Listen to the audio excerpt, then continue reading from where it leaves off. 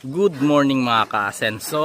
Ayan, naka-set up na yung trapal ng ating mga alaga dahil nga maulan na po ngayon tuwing hapon, madalas umuulan. Ayan, ginawa natin, naglagay po tayo ng trapal dito sa likod para hindi mabasa ang ating mga piglets kapag umuulan. Ayan, tinaas lang natin ngayong araw at pagdating naman yan sa hapon o pagdating ng ulan ay ibababa natin. Ayan po, nasa pre-starter feeds pa lang sila. Early Win Super Start po ang kanilang kinakain. Ayan po yung sako ng Early Win Super Start na luma at yung bago niyan ay nandoon po sa lagayan ng mga feeds. Sa mga nagtatanong kung ano po yung ating feeds, ayan po, Pigrulac. Alagang Pigrulac po ang ating mga baboy rito.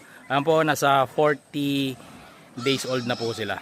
Ayan, nasa almost 12 to 15 kilos na po yan sila. Hindi po pare-parasan laki dahil nga mayroon talaga sa magkakapatid na gipos.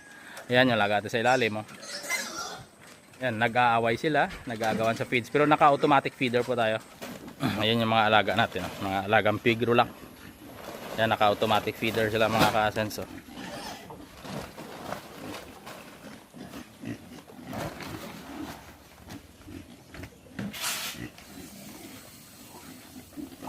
Ayan.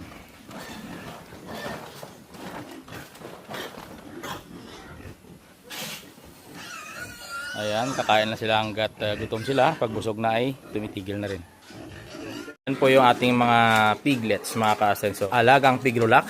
Ayan, kitang-kita naman sa mga sako na gamit natin rito. Ayan. Dual purpose ang sako ng Pigrulac dahil pwede natin gawing trapal. Huwag lang natin ibilad sa arawan dahil mabilis mag-fade. Pero katulad itong ginawa namin, sa dulo lang ng bubong namin nilagay. Tinataas na lang namin pag araw. Yan, hinahatak ng lubid. Ibinababa sa gabi. At tuwing ulan, ibinababa rin namin. Ayan. Ito naman ang mga piglets namin. Ayan. Ano pa lang ito? 8 days old. Kakatapos ko lang din mag-inject ng vaccine dito. Anti-pneumonia. Yung gawa ng Unibet. Mycoplasma po ang ating in-inject rito na anti-pneumonia. Ayan po. At saka ito yung ating mga saw. Ayan. Sila ay buntis na rin. Ito malapit na rin mga anak yung isa.